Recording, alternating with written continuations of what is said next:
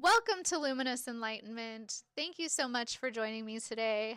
I am your host, Brittany, and today I want to talk with you all about this book right here. So, this is called You Are the Placebo by Dr. Joe Dispenza. It was actually a New York Times bestseller, and let me tell you, there is some absolutely amazing information in this book. So, if you're a reader, I highly suggest you go check it out. It has a lot of information about how our thoughts really have an impact on our physical, mental well being. And it's pretty amazing. There's some pretty amazing research and studies that have gone into this book, amongst various other things that Dr. Joe Dispenza has studied. And it's just absolutely phenomenal. So if you're a reader, I highly suggest you go check it out. And it's going to just blow your mind. However, if you're not a reader, I'm going to go over some things that Dr. Joe Dispenza talks about, and I feel like it's really important to mention that this isn't coming from just a research perspective. This is actually coming from his own personal perspective. So, Dr. Joe Dispenza was in a really bad accident that literally changed the trajectory of his entire life. Doctors were telling him that his life was not going to be the same, that he was going to be immobile for the rest of his life, that he just literally wasn't going to be the same person that he was. Well, Dr. Joe Dispenza was like, this isn't going to happen. This cannot happen to me. This cannot be the way that my life's going to be the rest of my life. There's no way. And so doctors kept reinforcing this. He went to numerous, mind you, he was a chiropractor at the time that this had happened.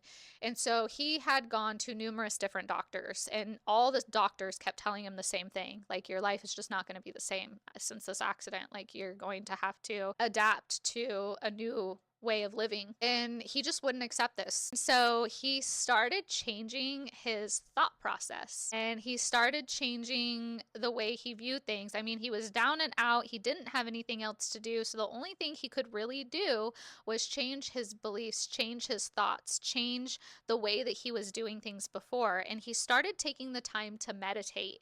He started taking the time to acknowledge the thoughts that were coming to him and choosing to have more positive, better thoughts. And when he started doing this, he started noticing a change in his own physical well being. So when he started changing his mental state, he started changing his own physical well being. And in about 12 weeks' time, after doctors told him he was going to have to change his entire life because of this accident, in 12 weeks' time, he was back in the gym and he was back to exercising, physical therapy. He was still doing what the doctors were recommending that he do, but he was doing things on a miracle type level. Like, the doctors were like, "How did you do this? Like, this is a miracle. The accident that you were in, you should not be able to do any of this, and you are. Like, this is mind blowing. This is what doctors would perceive as being a miracle." And he was able to express genetic coding within himself to basically manipulate his body and to change his body into how he perceived himself as being back to a normal,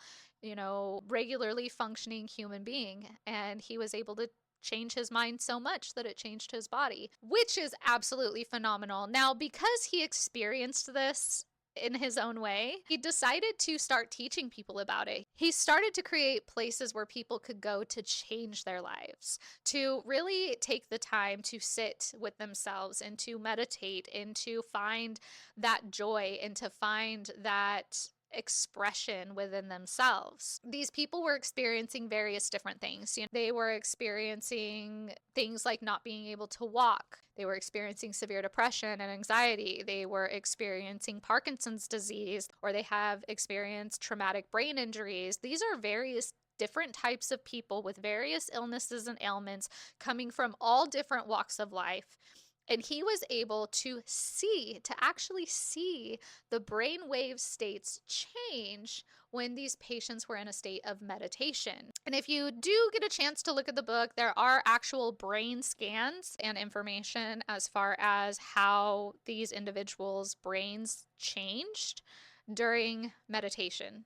They went from the initial beginning of when they went into meditation versus towards the end of the meditation, and how their brain wave frequency was in a heightened state of relaxation and calm and clarity. And this is huge when it comes to our mental and physical health and well being. Our thoughts play such a big role in our mental health and our physical health that we probably don't even realize how much of a role it really does play. Now, Dr. Joe Dispenza, he was able to work with a friend of his who does brain scans and things like this. And Dr. Joe Dispenza wanted to see what was going on in these people, during his meditation. He wanted to actually physically see the changes that were being made in the brain. And in doing so, he was able to get some phenomenal results. He was able to get some phenomenal information as far as our brainwave states go and how our brainwave states have the ability to express specific types of genetic coding within our own DNA. It's absolutely phenomenal and amazing. He also goes in to talk about some of our beliefs and how our beliefs shape our reality, and how our beliefs can basically reaffirm and confirm what we think and what we feel and establish that within our own psyche. So when you read this book, when you read You Are the Placebo, you will start to realize and you will start to recognize how much our beliefs truly have an impact on our health and well being. How much we can believe that we're sick and our bodies will respond accordingly, or how much we can believe we are healthy and our bodies will respond accordingly. Okay, so I want to read you a story out of this book that I find absolutely mind blowing, but this just kind of goes to show you how our beliefs can play a role in our lives. So, the title of the story is called Victory Over Voodoo. And in 1938, a 60-year-old man in rural Tennessee spent 4 months getting sicker and sicker. Before his wife brought him to a 15-bed hospital at the edge of town, by this time, Vance Vanders, it's not his real name, had lost more than 50 pounds and appeared to be near death. The doctor, Drayton Doherty, suspected that Vanders was suffering from tuberculosis or possibly cancer, but repeated tests and x-rays came up negative. Dr. Doherty's physical examination showed nothing that could be causing Vanders distress. Vanders refused to eat, so he was given a feeding tube, but he stubbornly vomited whatever was put down the tube. He continued to get worse, repeating the conviction that he was going to die, and eventually he was barely able to talk. The end seemed near, although Dr. Doherty still had no idea what the man's affliction was. Vander's distraught wife asked to speak to Dr. Doherty privately and, swearing him to secrecy, told him that her husband's problem was that he'd been voodooed. It seems that Vanders, who lived in a community where voodoo was a common practice, had an argument with a local voodoo priest. The priest had summoned Vanders to the cemetery late one night, where he put a hex on the man by waving a bottle of malodorous liquid in front of Vanders' face. The priest told Vanders that he would soon die and that no one could save him. That was it. Vanders was convinced that his days were numbered and thus believed in a new dismissal future reality. The defeated man returned home and refused to eat. Eventually, his wife brought him to the hospital. After Dr. Doherty had heard the whole story, he came up with a rather unorthodox plan for treating his patient. In the morning, he summoned Vander's family to his bedside and told them that he was now certain that he knew how to cure the sick man. The family listened intently as Dr. Doherty spun the following fabricated tale. He said that on the previous night, he had gone to the cemetery where he'd tricked the voodoo priest into meeting with him and divulging how he had voodooed Vanders. It hadn't been easy, Dr. Doherty said. The priest had understandably not wanted to cooperate, although he finally relented once Dr. Doherty had him pinned against a tree and choked him. Dr. Doherty said that the priest had told him that he'd rubbed some lizard eggs onto Vander's skin and that the eggs had found their way to Vander's stomach, where they'd hatched. Most of the lizards had died, but a large one had survived and was now eating Vander's body from the inside out. The doctor announced that all he had to do was remove the lizard from Vander's body and the man would be cured. Then he called for the nurse, who dutifully brought a large syringe filled with what Dr. Doherty claimed was a powerful medicine. In truth, the syringe was filled with a drug that induced vomiting.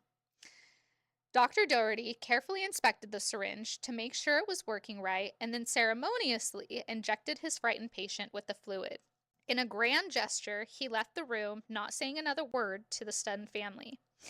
It wasn't long before the patient began to vomit. The nurse provided a basin, and Vanders heaved, wailed, and retched for a time.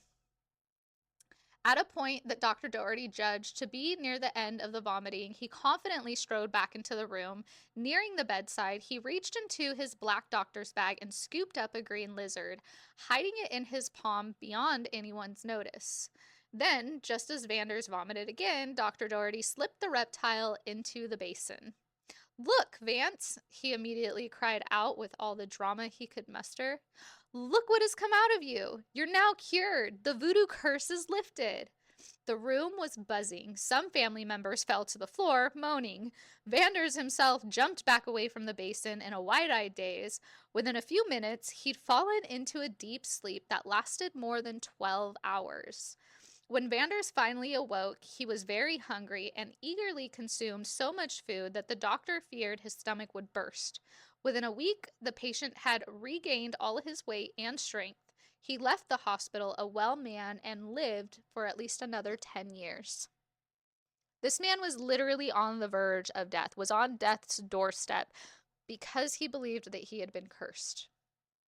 And all due to the placebo effect, this gentleman was brought back to life by believing that the doctor had cured him. So, how much of our lives is truly based off of our beliefs and perspectives, and what we choose to hold on to, and what we choose to believe about ourselves and how we feel and our reality? How much do we really honestly control in our lives? I think we control a lot more in our lives than we're led to believe. I think we are more powerful than society has taught us to believe. And I believe that we are the placebo in our lives. And whether we are aware of it or, like Vanders, unaware of it, we have the ability to change it. We have the ability to create the outcome that we want to create. So, thank you so much for listening. I hope that this brought you some enlightenment as to how much of the placebo effect we encounter in our lives and how much power we have to change it, whether we know it or not. So, thank you so much. I look forward to seeing you next time here at Luminous Enlightenment, and I will see you all next time. Mwah! Bye.